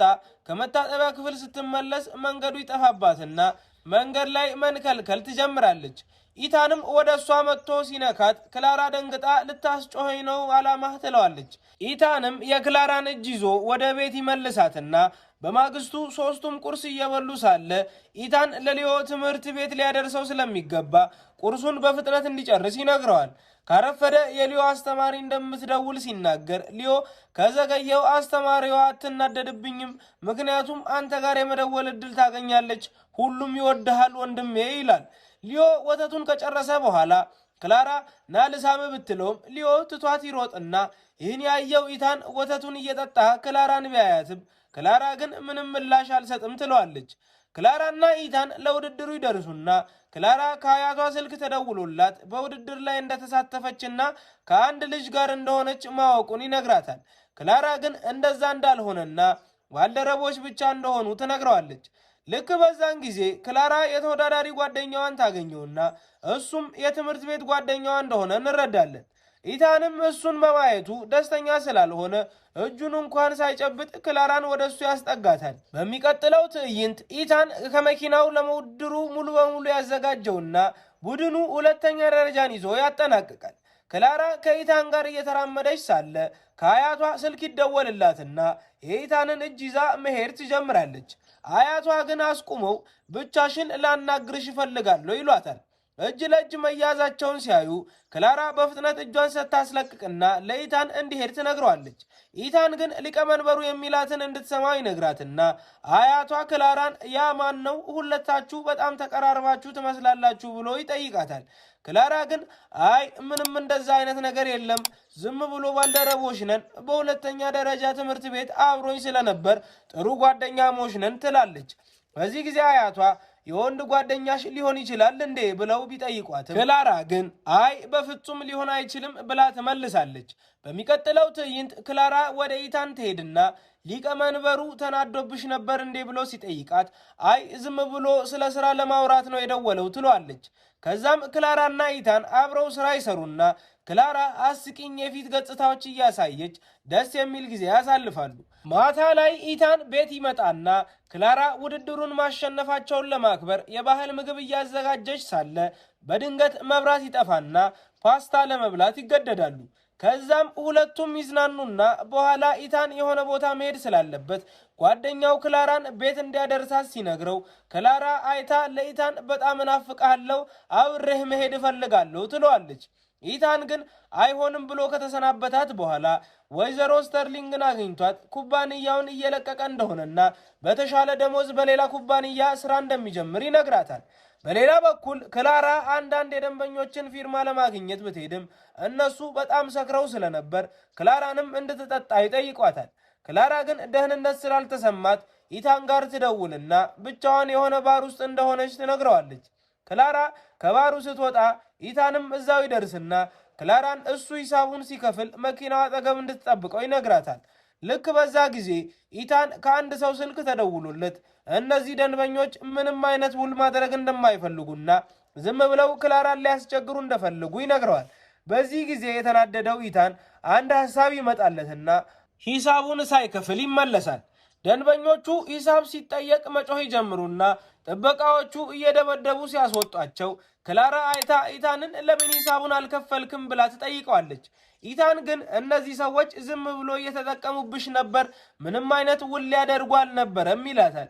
በዚህ ጊዜ ክላራ እንዴት እንዲህ ሊያደርጉ ቻሉ? ይህን ውል ለመፈረም በጣም ጠንክሬ ሰርቻለሁ እኮ ብላ ማልቀስ ስትጀምር ኢታን አቅፏት የቻልሽውን ሞክረሻል፣ የአንቺ ስህተት አይደለም ይላታል። በሚቀጥለው ትዕይንት ኢታን ክላራ እስክትነቃ እየጠበቃት ጸጉሯን እየዳበሰ ሳለ ክላራ ስትነቃ እነዛ ሰዎች ስላደረጉባት ነገር መጥፎ ስሜት ይሰማታል። ኢታን ከፈለግሽ ተመልሰን ሄደን ልንደበድባቸው እንችላለን ይላትና ክላራ ይህን ስትሰማ ፈገግ ትላለች። ኢታንም ቤት ሄደሽ እረፊ ካላት በኋላ ክላራ ቤት ስትደርስ ኢታን ደውሎ በድንገት የሴት ጓደኛዬ ትሆኛለሽ እንዴ ብሎ ይጠይቃትና ክላራ ለኢታን አዎ ትለዋለች። ነገር ግን ስልኩ ስለተቋረጠ ኢታን ኔትወርኩ ደካማ መሆኑን አይቶ እንደገና ይደውልና የክላራን መልስ ይጠይቃል። በዚህን ጊዜ ክላራ እሱን ለማናደድ ብላ ላስብበትና እናገራለሁ ትለዋለች። በማግስቱ ክላራ ወደ ቢሮ ልትሄድ ስትል ጎረቤቷን በሊፍት ውስጥ ታገኘውና እሱም ቢሮ ዛሬ ምላድርስሽ እየተከተላት ሲሄድ ኢታን እሷን ለመውሰድ እንደመጣ ያይና ክላራ ከእሱ ጋር ትሄዳለች። በዚህ ጊዜ ጓደኛዋ ደውሎ በውድድሩ ላይ አንደኛ ለመውጣት ያጭበረበረው ሰው እንደተያዘና አንደኛ ደረጃ ለኢታን እንደተሰጠው ይነግራታል። ይህን የሰማችው ክላራ ደስ ይላትና ለኢታን ብትነግረውም ኢታን ግን ቀድሞውኑ አውቅ ያለው ይላትና ኢታንና ክላራ ለሁሉም ሰራተኞች የኩባንያቸውን ምርት ለዓለም ለማስተዋወቅ ዝግጅት እንደሚያደርጉና ታዋቂውን የጌም ተጫዋች ካርማን እንደሚጋብዙ ይነግራቸዋል። በሚቀጥለው ትዕይንት ኢታንና ክላራ ወደ ቲያትር ሲሄዱ የክላራ ጎረቤትም እዛው ያገኙታል።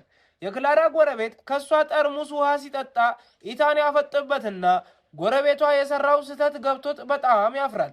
በማግስቱ ሁሉም ለዝግጅቱ ኢታን የሚለብሰውን ልብስ እየመረጡ ሳለ የመረጡትን ልብስ ያየችው ክላራ ኢታንን ወደ ትራፊክ መብራት ልትቀይሩት ነው እንዴት ትላቸዋለች። ክላራ ጓደኛዋን ለኢታን ስለሚሆን ልብስ ታማክራትና ጓደኛዋ አንድ ጥቁር ሱፍ ስታሳያት ክላራ ያንን ልብስ ትመርጣለች። ክላራ የጥንዶች የአንገት ሐብል ይዛ በጣም ደስተኛ መሆኗን እናይና ዛሬ ለኢታን እንደምትሰጠውና እንደምትወደው ልትነግረው እንዳሰበች እንረዳለን። በሚቀጥለው ትዕይንት ክላራ ልብሱን ለኢታን ብታሳየውም እሱ ግን ይሄ በጣም ውድ ነው አልለብሰውም ይላታል። ክላራ የአንገት ሐብሉንም ስታሳየው ኢታን ግን ይህን መውሰድ አልችልም፣ የወንድ ጓደኛሽ አይደለሁም ይላታል። ክላራም ወደ ማርክ እየጠቆመች እነዛ ካልክማ እነዚህን በቀለማት ያሸበረቁ ልብሶች ለብሳ የትራፊክ መብራት ለመምሰል ተዘጋጅ ትሏለች። ኢታንም ፈገግ ብሎ ለክላራ ዝግጅቱ ሲያልቅ የምነግርሽ ነገር አለኝ ይላታል። ክላራም እኔም የምነግርህ ነገር አለኝ ትለውና ክላራ ለዝግጅቱ እየተዘጋጀች ጓደኛቸው ጋር ትደውልና ምን አይነት ልብስ ነው የመረጥሽልኝ ትላታለች። ጓደኛዋ ግን ምናልባት ወፍረሻል እንዴ ኢታን እንዴት ይወድሻል ከወፈርሽ ትላታለች። ይህ በእንዲህ እንዳለ አያቷ ክላራ ሳትነግራቸው ዝግጅቱን እንዳዘጋጀች አውቀው በጣም ይናደዱና በሚቀጥለው ትዕይንት ዝግጅቱ ተጀምሮ ክላራ አስተናጋጅ ሆና ስለ ምርቷ ታወራለች። ከዛም የኩባንያውን ኃላፊ ተጠርቶ ንግግር ማድረግ ይጀምራል። በዚሁ ጊዜ ታዋቂው የጌም ተጫዋች ካርማ ቀጥታ ስርጭት እያደረገ ሳለ ረዳቱ ሁሉም አድናቂዎችሽ ስለ ክላራና ኢታን ነው የሚያወሩት ትላቸዋለች። አያቷም ቀጥታ ስርጭቱን እየተመለከቱ ሳለ ረዳቱ ለካርማ ሰዎች አንተን ረስተውሃል ትለውና ተጫዋቹም ተናዶ ከዝግጅቱ ወጥቶ ይሄዳል። ክላራ ስራዋን እየሰራች ሳለ አንድ ሰው አንድ ክፍል ውስጥ እየጠራት እንደሆነ ጓደኛዋ ይነግራትና ክላራ ወደ ክፍሉ ስትገባ ታዋቂው ተጫዋች ካርማ መጥቶ ሁሉም አድናቂዎቼ ስለ አንቺና ኢታን እያወሩ ነው ይላታል። ክላራም በእንዲህ አይነት ትንሽ ነገር ትናደዳለህ እንዴ ታዲያ ና አሁን ወደ ዝግጅቱ እንመለስ ብትለውም ክፍሉ ይቆለፍባቸዋል። የካርማ ረዳት ለአድናቂዎቹ ካርማ አሁን እዚህ ሊመጣ ነበር፣ ነገር ግን ክላራም ካርማም ጠፍተዋል ትላቸዋለች። ረዳቱም ለኢታን ካርማ ካልመጣ ተመልካቾቹ መሄድ እንደሚጀምሩ ትነግረውና ኢታን የክላራ ሞባይል ከእሱ ጋር መሆኑን አይቶ ሶፊና ሌሎችን ክላራን እንዲፈልጓት ይነግራቸዋል። ኢታን በካርማ ምትክ በቀጥታ ስርጭት ጌም ይጫወትና የጌም ቅጽል ስሙ ኪንግ ዳንግ እንደሆነ ይናገራል። ረዳቱ ተገርሞ ያ ታዋቂው የጌም ተጫዋች አንተ ነህ እንዴ ትለውና ሁሉም የጌም ተጫዋቾቻቸው ኪንግ ዳንግ መግባቱን ሲያዩ ደስ ይላቸዋል። በዚህ ጊዜ ክላራ ኪንግ ዳንግ ወደ መድረኩ እንደገባ ስትሰማ የተገረመችበት ምክንያቱ ያ የኦንላይን የወንድ ጓደኛዋ ስም ስለሆነ እንረዳለን። ክላራ ለካርማ ዝግጅቱን ለማበላሸት ሆን ብለው ክፍል ውስጥ እንደቆለፉባቸው ተነግረውና ከዛም ሁለቱም የክፍሉ በር ሰብረው ይወጣሉ። በዝግጅቱ ላይ ኢታን ጌሙን ሲጫወት ክላራ ታየውና ረዳቱ ኢታንን በእውነት ኪንግ ዳንግ አንተ ነህ እንዴ ብላ ደጋግማ ስትጠይቀው ኢታን አዎ ይላታል። ክላራ ይህንን ስትሰማ ትደነግጥና ኢታን ወደ ክላራ መጥቶ ልነግርሽ የፈለግኩት ይሄን ነበር ቢላትም ክላራ ግን ኢታንን ችላ ብላ ምርቷን ለማስመረቅ ወደ መድረኩ ትሄዳለች። በኋላ ኢታን ክላራን ቤት ያደርሳትና እሷ በንዴት ምንም ሳትናገር ትሄዳለች። ኢታንም ሊያጽናናት ቢፈልግም ስልክ ስለተደወለለት ግን ዝም ብሎ ይሄዳል። በማግስቱ ክላራ ቢሮ ትመጣና በዝግጅቱ ላይ የሆነ ነገር እንደተሳሳተና ጥፋቱ በኢታን ላይ እንደወደቀ ታውቃለች።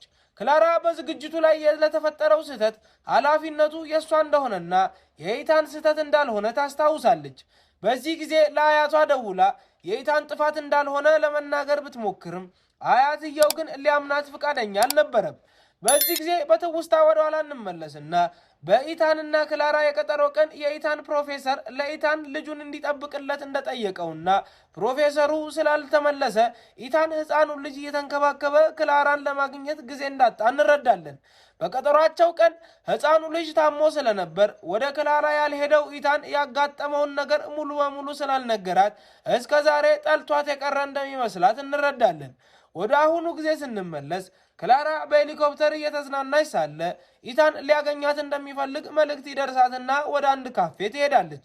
እዛም ኢታን ስራ ሊለቅ እንደሆነ ይነግራትና ክላራ ከስራ ባልደረቦቿ መጨረሻ የሰማችው እሷ እንደሆነች ስትረዳ በጣም ትናደድና ሌላ ምንም ሳትናገር ዝም ብላ ትሄዳለች።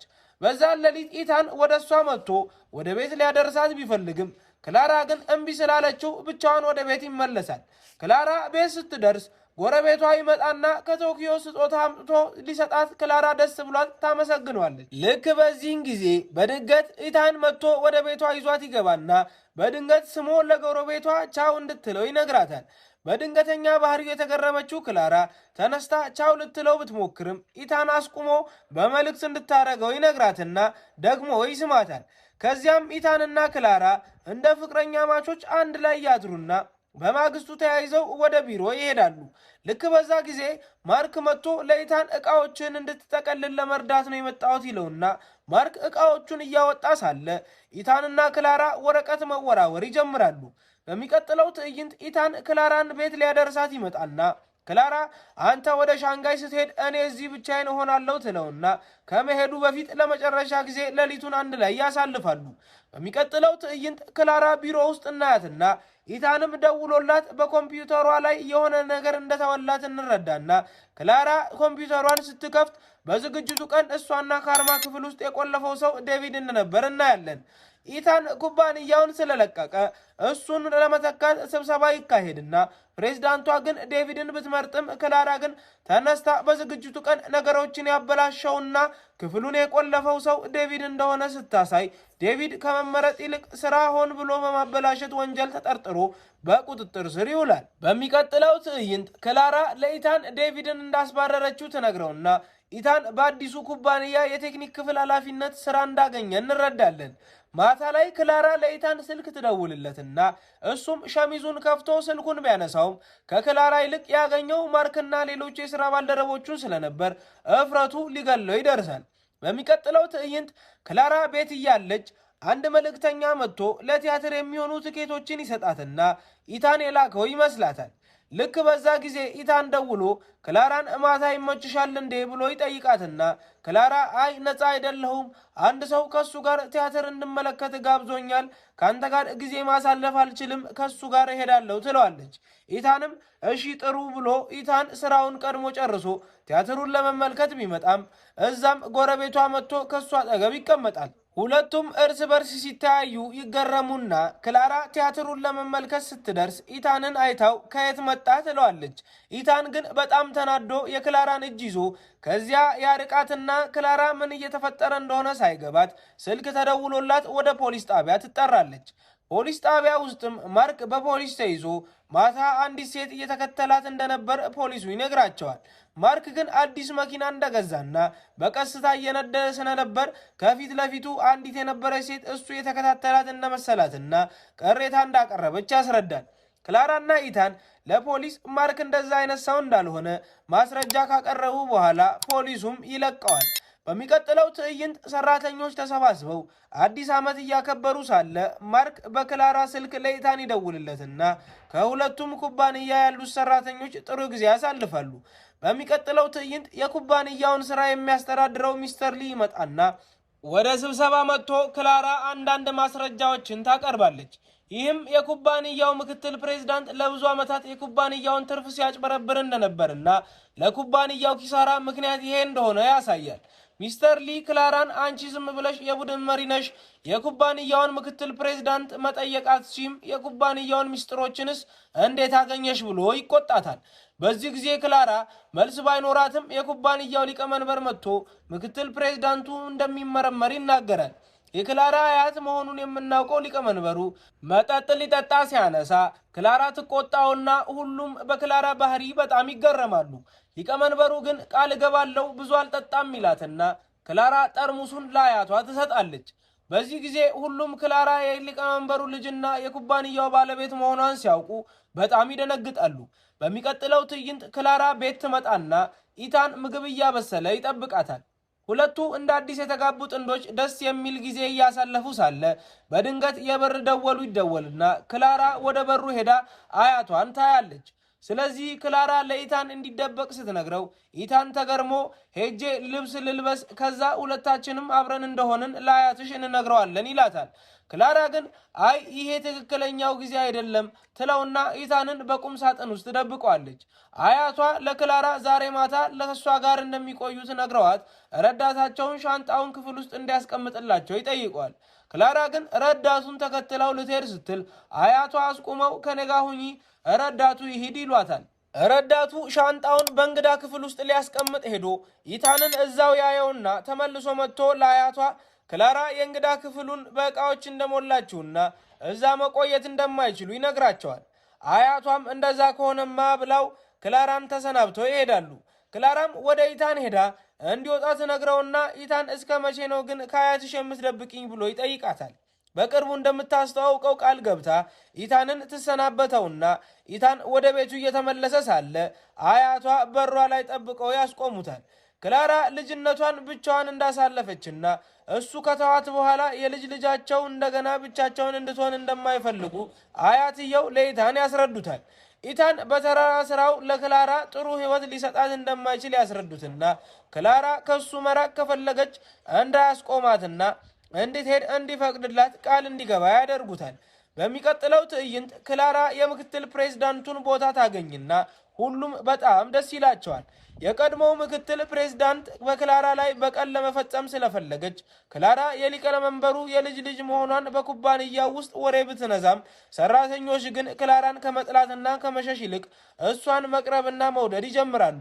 ኩባንያው ከኪሳራ ብዛት ስራ ለማቆም ሊገደድ ስለሆነ ክላራ ሁሉንም አሰባስባ በስራዋ ላይ ከደገፏት ኩባንያውን እንደምታድንና ማንም ከስራ እንደማይባረር ቃል ትገባለች። በኋላ የቡድን አባላቱ ክላራን ለእራት ይጋብዟትና ክላራ ስትደርስ ኢታንን በማየቷ ደስ ብሏት ታቅፈዋለች። ሁሉም እየበሉ ሳለ ኢታን የሴት ጓደኛ አግኝተሃል እንዴ ብለው ይጠይቁትና ክላራ ለኢታን ምንም እንዳይል በእጇ ምልክት ብታሳየውም ኢታን ግን አዎ አግኝቻለሁ ግን በጣም አስቀያሚ ናት ብሎ ይቀልዳል። በሚቀጥለው ትዕይንት ክላራ ኢታንን ኤርፖርት ልታደርሰው ትመጣና ኢታን ወደ ቤቱ ተመልሶ ለወንድሙ ሊዮ ፌስቲቫሉን ከሱ ጋር እንደሚያከብር ይነግረውና ክላራ ደግሞ ፌስቲቫሉን ከወንድሟና ከአያቷ ጋር እያከበረች እንደሆነ እንመለከታለን። ኢታንና ሊዮ ፌስቲቫሉን እያከበሩ ሳለ የበር ደወሉ ይደወልና ኢታን በሩን ከፍቶ አባቱን ያየዋል። ኢታን በሩን ዘግቶ ቢመለስም አባቱ ግን የበር ደወሉን መደወሉን ስላላቆመ ኢታን በሩን ከፍቶ ያስገባውና አባቱ ብዙ ገንዘብ እንዳገኘ ተናግሮ የእንጀራ እናቱም እንደተመለሰችና ልታገኘው እንደምትፈልግ ያስረዳዋል። ታናሽ ወንድሙን ሊወስደው እንደመጣ ሲናገር ኢታን ሰምቶ ቢናደድም ወንድሙን ይመግብና ዕቃዎቹን ጠቅልሎ ከአባቱ ጋር ይልከዋል። በተመሳሳይ ሰዓት ክላራ ከቤተሰቧ ጋር በዓሉን እያከበረች ሳለ ከኢታን ጋር በመልእክት ስታወራ አያቷ አይቶ ስልኳን ይቀበልና ዛሬ እንኳን እስቲ ጊዜያችሁን ከኔ ጋር አሳልፉ ይላታል። በኋላ ላይ ዴቪድ ወደ ኢታን መጥቶ ሊዮ የት እንደሄደ ይጠይቀውና አባቱ መጥቶ እንደወሰደው ኢታን ይነግረዋል። በዚህ ጊዜ ማዘኑን ያየው ዴቪድ ትንሽ እንድዝናና ወደ አቅራቢያ ወዳለ መጠጥ ቤት ይወስደዋል። በዚህ ጊዜ ክላራ አያቷ ሳያዩት ወደ ኢታን ትሄድና ቤት ስትፈልገው ልታገኘው ስላልቻለች የድሮ የትምህርት ቤት ጓደኛዋ ክሪስ መጥቶ ወደሱ ሊወስዳት እንደሚችል ይነግራታል። ክላራ መጠጥ ቤቱ ሄዳ ኢታንን ስታየው ብትናደድም ከሱ በበለጠ መልኩ ኢታን ከክሪስ ጋር ስለመጣች የበለጠ ይናደዳል። በዚህ ጊዜ ክላራ በጣም ተናዳ እንዴ ሌሊቱን ሙሉ ስደውልልህ ስልክህ አይሰራም፣ ጭራሽ እኔ ላይ ለመናደድ ትሞክራለህ ትለውና ኢታን ጥፋት እንደሰራ ገብቶት ይቅርታ ብሎ ይስማታል። በሚቀጥለው ትዕይንት ክላራ እና ኢታን አንድ ላይ የተዝናኑ ሳለ የክላራ ወንድም አይቶ በድብቅ ፎቶ ያነሳቸውና በኋላ ክላራ ከኢታን ጋር ብታስተዋውቀውም ኢታን ሰላም ለማለት ፍቃደኛ አልነበረም። የክላራ ወንድም ለአያታቸው ስለ ፍቅረኛዋ ሄዶ ይነግረውና በሚናፈሱት ወሬዎች የተሰላቸው ሽማግሌዎች ኢታንን ለመገናኘት ቀጠሮ ይይዛል። ኢታንንና አያትየው ከተገናኙ በኋላ ክላራ ሃይስኩል እያለች የሆነ ወንድ በጣም ትወድ ነበር። ነገር ግን ልጁ በልደት ቀኗ ስላልመጣ ከዛን ቀን ጀምሮ ልቧ ተሰብሯልና አደራ አንተም እንዳትጎዳት ይለዋል። በዚህ ጊዜ ኢታን አያትየውን እየተመለከተ ያ ትቷት የሄደው የሃይስኩል ፍቅረኛዋ እኔ ነበርኩ ይለውና አያትየው በጣም ይደነግጣል። ከዛም ከክላራ ጋር ተገናኝቶ ሊስማት ሲል ድንገት ከአንገቱ ሀብል ይታይና XYS የሚል ጽሑፍ እንመለከታለን። በዚህ ጊዜ ክላራ ሃይስኩል እያለች የሰጠችው ሀብል መሆኑን ታስታውስና ከድሮ ጀምሮ ይወዳት እንደነበር ትረዳለች። በቀጣዩ ትዕይንት ሁለቱም ተያይዘው ሄሊኮፕተር ሊነዱ ይሄዱና ደስ የሚል ጊዜ አሳልፈው ወደ ሆቴላቸው ሲመለሱ ወንድሟ መጥቶ ይዟት ከኢታን ጋር አብራው እንዳታድር ይዟት ይሄዳል። ነገር ግን ፍቅር ከባድ ነውና አሁንም ክላራ ከወንድሟ አምልጣ መታ ኢታን ጋር ታድራለች። በቀጣዩ ትዕይንት ኢታን ከአባቱ ጋር እያወራ ሳለ ክላራ በድንገት ትመጣና አባቱ እንዳለ ስላላወቀች ዘላ ታቅፈዋለች። ነገር ግን ሰው እንዳለ ስታውቅ በጣም ያፈረችው ክላራ ከአባቱ ጋር ትተዋወቅና አባትየው የሚያምሩ ጥንዶች እንደሚመስሉ ይነግራታል። ከዚያም የአያትየው ጤና ተባብሶ ሆስፒታል ይገቡና ኩባንያውም እየከሰረ ስለነበር ኩባንያውን ለማዳን ክላራ ብዙ ሰዎችን ብድር ብትጠይቅም ማንም ግን ሊሰጣት ፍቃደኛ አልሆነም። በሚቀጥለው ትዕይንት ክላራ ወደ አያቷ ትሄድና ወይዘሮ ስተርሊንግም ሊቀመንበሩን ሊያዩ ይመጣሉ። ኩባንያውን ማዳን ከፈለግ በአዲስ ፕሮጀክቶች ላይ መስራት ስላለብህ አዲስ ቴክኒኮችና መሳሪያዎች ያስፈልጉሃል። ስለዚህ የቴክኒክ ክፍሉም አዲስ መሪ ያስፈልገዋል ትለዋለች። በዚህ ጊዜ አያቷ አንድ ሰው እንድትመርጥ ይጠይቋትና ወይዘሮ ስተርሊንግ ኢታን ለቦታው ተስማሚ ነው ብዬ አስባለሁ ትላለች። በዚህ ጊዜ ክላራ ከኢታን ጋር አወራለሁ ብላ ኢታን ጋር ብትደውልም ጓደኛው ስልኩን ያነሳና ሆስፒታል እንደሆነ ይነግራታል። ክላራ ሆስፒታል ስትመጣ ኢታን እግሩን እንደተጎዳ ታይና ኢታን ምንም ስላልነገራት ክላራ በንዴት ትሄዳለች። ኢታን ግን ክላራን ተከትሏት ሄዶ ክፉኛ አልተጎዳሁም፣ ላስጨንቅሽ ስላልፈለግኩ ነው ያልነገርኩሽ ይላትና ይስማታል። ሲስማት ኢታን አንገቱ ላይ ህመም ይሰማውና ክላራ ምን ሆነህ ነው ብላ ትጠይቋለች። ኢታን ግን ዝም ብሎ ትንሽ ጉዳት ነው፣ ይህ ደህና ይሆናል ይላታል።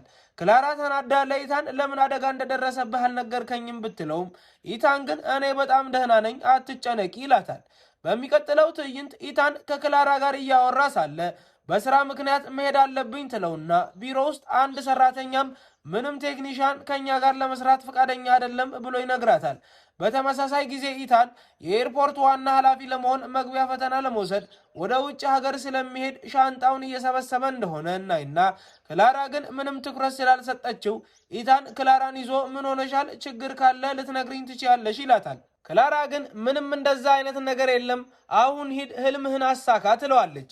በኋላ ኢታን እየሰራ ሳለ ጓደኛውን መጥቶ ኢታን ዝምተኛ ስለነበር ከክላራ ጋር ተጣልተሃል እንዴ ብሎ ይጠይቀዋል። ኢታን ግን ምንም እንደዛ አይነት ነገር የለም ይለዋል። ጓደኛው ከዛ ክላራ በጣም ተጨንቃለች፣ ኩባንያዋ በማንኛውም ጊዜ ሊከስር ይችላል፣ ብዙ ሰራተኞችም ኩባንያውን እየለቀቁ ነው፣ በዛ ላይ ደግሞ ቴክኒሻኖች አሁንም ያስፈልጓታል ይለዋል። ይህን ሁሉ የሰማው ኢታን በክላራ ላይ ይናደድና ኢታን ከጓደኛው ጋር ተቀምጦ ሳለ ክላራም ከደንበኛ ጋር እዛው ትመጣለች። ኢታንም ክላራን አይቶ ብዙ ይጠጣና ሳያገኛት ይሄዳል። ክላራ መኪናዋ ጋር ስትመጣ ኢታን ቀድሞውኑ እዛው እየጠበቃት ስለነበር ክላራ ለኢታን የሄድክ መስሎኝ ነበር ትለዋለች። ኢታንም ግን ክላራን ወደ መኪናው ውስጥ ጎትቶ ይስማትና እኔ ላንቺ ምንም አይደለሁም እንዴ? እንደዚህ አይነት ትልቅ ችግር ውስጥ ገብተሽ ስለሱ ምንም ነገር አልነገርሽኝም ይላታል። ክላራም በስሜት ተውጣ ምንም መልስ ስላልሰጠችው ኢታን አያቷን ሊያገኛቸው መጥቶ ኩባንያውን መቀላቀል እንደሚፈልግ ይነግራቸዋል። አያቷም ክላራን እንደምትረዳት በእርግጠኝነት አውቅ ነበር ይሉታል። በሚቀጥለው ትዕይንት ፕሮፌሰሩ ክላራ ጋር ደውለው ኢታን ከብዙ ዓመታት በኋላ ህልሙን ሊያሳካ ቢሆንም ነገር ግን መጀመሪያ በአባቱ ምክንያት ህልሙን ማሳካት ያልቻለው ኢታን አሁን ደግሞ በአንቺ ምክንያት ህልሙን ማሳካት ሊሳነው ነው ይሏታል። በዚህ ጊዜ ክላራ በኢታንና በህልሙ መካከል እንደማትመጣ ትወስንና በቢሮ ስብሰባ ላይ ሁሉም ክላራን ኩባንያውን በአግባቡ ማስተዳደር እንዳልቻለችና የሰራተኞች ቁጥርም እየቀነሰ እንደሆነ በመናገር ይወቅሷታል። ልክ በዛ ጊዜ ኢታን መጥቶ ራሱን እንደ አዲሱ ቴክኒሽያን ያስተዋውቅና ክላራ ለኢታን ለምን እዚህ መጣህ? ኩባንያው አንተን አይፈልግም። ህልምህን ማሳካት አለብህ። አንድ የመጨረሻ እድል ስላለ በእኔ ምክንያት ህልምህን እንድትተው አልፈልግም። እባክህ ዝም ብለህ ከዚህ ሂድ ትለዋለች። ልክ በዛ ጊዜ ኢታን ክላራን ስሞ አያትሽ ለቴክኒሽያን ቦታ እኔን የመረጡኝ ይላታል። ክላራም ከዛም አሁን መለያየት አለብን፣ ከእንግዲህ ፊትህን ማየት አልፈልግም፣ ከአንተ ጋር መስራት አልፈልግም ብትለውም ኢታን ግን በዚህ ኩባንያ ውስጥ እሰራለሁ፣ ይህንን የመለያየት ጥያቄ አልቀበልም ይላታል። በሚቀጥለው ትዕይንት የአያቷ ረዳት ወደ ክላራ መጥቶ ኢታን ባለፈው ሳምንት አያቷን ሊያያቸው እንደመጣና እሳቸውን እየተንከባከበ እንደነበር ነግሮ አያቷ ጋር በጣም እንደተቀራረቡ ይነግራታል። ይህን የሰማችው ክላራ ተናዳ እንዴት አያቴ እንዲህ ሊያደርግ ቻለ ብላ አያቷ ጋር ብትደውልም ስልኩ ከኢታን ጋር ስለነበር ኢታን አንስቶ ለምን እንዲህ ትናደጃለሽ ይላታል። ክላራም የአያቴ ስልክ ካንተ ጋር ምን ይሰራል? የምትሰራው ስራ የለህም እንዴ ትለዋለች። ከዛም አያቷ ወደ ክፍሉ ሲመለሱ ኢታን ክላራ ከሱ ጋር እንደተለያየች ይነግራቸውና አያቷ ለምን ተጣላችሁ? ለማንኛውም ደህና ነው በመለያየታችሁ ደስተኛ ነኝ ይሉታል። በሚቀጥለው ትዕይንት ክላራ ዛሬ የመምህራቸው ልደት ስለሆነ እሷና ኢታን አብረው ወደ ድግሱ ለመሄድ ቢወስኑ ኢታን ጥሏት እንደሄደ እንረዳለን። በዚህ ጊዜ ሌላ ሴት ከኢታን ጋር መቀመጥ ብትፈልግም ጓደኞቹ ግን ከእሷ አጠገብ እንዳትቀመጥ ይከለክሏታል። ከዛም ክላራም መታ ከኢታን ጋር ትቀመጥና የምትወደውን ምግብ እንዳዘዘላት ትመለከታለች። ይህን ሁሉ ያየችው ክላራ ፈገግ ትልና ክሪስ የሚባል ጓደኛዋ ኢታን እኔ ክላራን እንደምወዳት ታውቃለህ፣ ታዲያ ለምንድን ነው እሷን የምትከተላት ይለዋል። በዚህ ጊዜ ሁሉም ስለ ክላራ ማውራት ይጀምሩና ኢታን ለሁሉም ክላራን እንደሚወዳት ተናግሮ 2 ጊዜ ፍቅሩን ውድቅ እንዳደረገች ይነግራቸዋል። በዚህ ጊዜ ይህን የሰማው ክሪስ የክላራን እጅ ይዞ ወደ ውጭ ይወስዳትና ሊስማት ሲሞክር ኢታን መጥቶ ክሪስን ገፍትሮ ክላራን ኮት ሰጥቷት ደህና ነሽ እንዴ ብሎ ይጠይቃታል። በዚህ ጊዜ ክሪስ ለኢታን ልክ እንደ አባትህ ሀብታም ልጅ እያጠመድክ ነው፣ ከዛም ልክ አባትህ እናትህን እንደተዋት አንተም ክላራን ትተዋታለህ ይለዋል። እነዚህን ቃላት የሰማው ኢታን በጣም ቢናደድም ክላራ ግን ስላረጋጋችው ኢታን ክላራን ቤት አድርሷት እየተመለሰ ሳለ በመንገድ ላይ ክሪስን አግኝቶ በቡጢ ይመታዋል። ክሪስን ከደበደበ በኋላ ሲመለስ ክላራ እየጠበቀችው እንደሆነ ያይና ለክላራ በእርግጠኝነት ለኤርፖርት ቃለ መጠየቁ እንደሚሄድ ይነግራታል።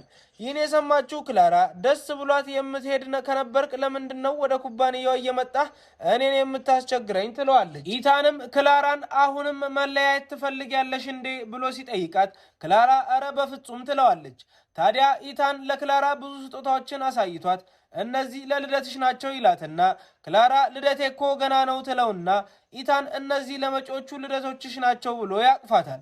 በማግስቱ ክላራ ለኢታን እናቴ በኤርፖርት ሰራ ነበር፣ በሷ አኮራለሁ፣ አንተም ያለምንም ጭንቀት ህልምህን ማሳካት አለብህ ትለዋለች። ክላራ ለአያቷ ኩባንያው ስለከሰረ እንዲያዘጋው መናገሯን ትናዘዝና በዚህ ምክንያት ድሃ እንደምትሆን ትናገራለች። በዚህ ጊዜ ኢታን ከቸገረሽ እኔን ጠይቅኝ ይላትና ተቃቅፈው እርስ በርስ ይሰናበታሉ። ክላራ ወደ አያቷ ስትመለስ በሚገርም ሁኔታ የኢታን እናት ኩባንያችንን ለማዳን $500 ሚሊዮን እንደሰጠች ይነግሯታል። የኢታን እናት ኢታን ልጇ እንደሆነና ከብዙ ዓመታት በኋላ ወደ እሷ መጥቶ እርዳታ እንደጠየቃትና የህይወት አጋሩን ክላራን እንዳገኘ እንደነገራት ትጽፋለች። አያቷ ኢታን ላንቺ ፍጹም እንደሆነና ወደ አሜሪካ ከቃለ መጠይቁ በፊት እናቱ ጋር ሄዶ ሊረዳሽ እንደሆነ ይነግሯታል። በሚቀጥለው ትዕይንት ኢታን ቃለ መጠይቁን እያደረገ እናይና በሌላ በኩል ሁሉም ድግስ እያደረጉ ሳለ ልክ በዛን ጊዜ የክላራ ሞባይል ላይ ኢታን በኤርፖርት ቃለ መጠይቁ እንደተመረጠ መልእክት ሲያሳይ ሁሉም ተደስተው መዝናናት ይጀምራሉ። ሶፊም ወደ ማርክ ቀርባ ይቅርታ ጠይቃው አሁንም እወድሃለሁ ብላ ትስመዋለች። በሚቀጥለው ትዕይንት ኢታን በኤሮስፔስ ሊሰራ በመሆኑ በጣም ደስተኛ ሲሆን ወደ ቤት ተመልሶ መጥቶ ክላራ እጠብቅህ ነበር ትለዋለች። ኢታን በዚህ ዘመን በጣም ስራ በዝቶብኛል፣ ስራው ትንሽ ሲያልቅ የሆነ ቦታ ወስድሻለሁ፣ ለአንቺ በጣም አስፈላጊ ነገር ላወራሽ እፈልጋለሁ ይላታል። በሚቀጥለው ትዕይንት ክላራ ሜካፓን እያስተካከለች ሳለ ኢታን ይመጣና ምን ሆነሻል ብሎ ሲጠይቃት ክላራ ኢታን ለቀጠሮ እስኪጠይቃት እየጠበቀች እንደሆነ እንረዳለን። ኢታን ግን በቅርቡ ሌላ ሀገር መሄድ እንዳለበት ይናገራትና በሚቀጥለው ትዕይንት ሶፊ ለክላራ ባለፈው ጊዜ ምርታችን ሲመረቅ ኢታን እንደ ዶንግ ተሳትፎ ነበር፣ በዚህ ጊዜ ግን እንደዛ አይነት ነገር የለም ትላታለች። ክላራም አትጨነቂ ትላታለች። ኢታን ተመልሶ መጥቶ ክላራ እሱን በማየቷ ደስ ይላታል። ወደ እሱ ቀርባ ከቀን ወደ ቀን የበለጠ መልከ መልካም እየሆንክ ነው ትለዋለች። ከዛም ኢታን በጣም መልከ መልካም የሆነ አዲስ ጻፊ እንደቀጠርሽ ሰምቻለሁ ይላታል። ክላራም እሱ የኔ ታናሽና የአክስቴ ልጅ ነው ብላ ታስረዳዋለች። ከዛም እየተሳሳሙ ሳለ የክላራ የአክስት ልጅ መጥቶ ምንም እንዳላየ ለማስመሰል ይሞክራል። በሚቀጥለው ትዕይንት ኢታን ክላራን ብቻዋን እንዲያገኛት ይጠራትና ክላራ ኢታን ዛሬ ሊጠይቃት እንደሆነ ብታስብም በኋላ ላይ ግን የፕሮፌሰሩ ልደት እንደሆነ ትረዳለች። ሁሉም አብረው ልደቱን ካከበሩ በኋላ ኢታን ለክላራ ዛሬ ትንሽ ከመጠን በላይ አምሮብሻል ይላታል። በማግስቱ ሳተላይቱ ይተኮስና ከእሱ ጋርም የኢታን ህልም እውን ይሆናል። በቀጥታ ስርጭት ወቅት ኢታን በሁሉም ፊት ክላራን እንድታገባው ይጠይቃትና ክላራ በጣም ደስ ይላታል። ከጥቂት ቀናት በኋላ ሁሉም እንደ ቤተሰብ እየተዝናኑ ሳለ የክላራ ወንድም የሴት ጓደኛውን ያገባል። ኢታንና ክላራም እርስ በርስ ደስተኞች እንደሆኑ እንመለከታለን። ከጥቂት ዓመታት በኋላ አንድ ልጅ ለአንዲት ሴት እናቴና አባቴ እንዲፋቱ ፈልጋለሁ ሲል ይታያል። ሴትየዋም ተገርማ ልጁን ለምን እንዲህ ትላለህ ብላ ትጠይቋለች። ልጁም ሁለቱም በራሳቸው ስራ የተጠመዱ ስለሆነ ለእኔ ጊዜ የላቸውም ይላታል። ልክ በዛን ጊዜ ክላራና ኢታን መጥተው ክላራ ልጁን ትቆጣውና ለኢታንም ልጃችን በጣም ባለጌ ሆኗል ትለዋለች። እናም በመጨረሻ ሶስቱም በጣም ደስተኛ ሆነው ሲጓዙ እናይና ፊልሙ ይጠናቀቃል።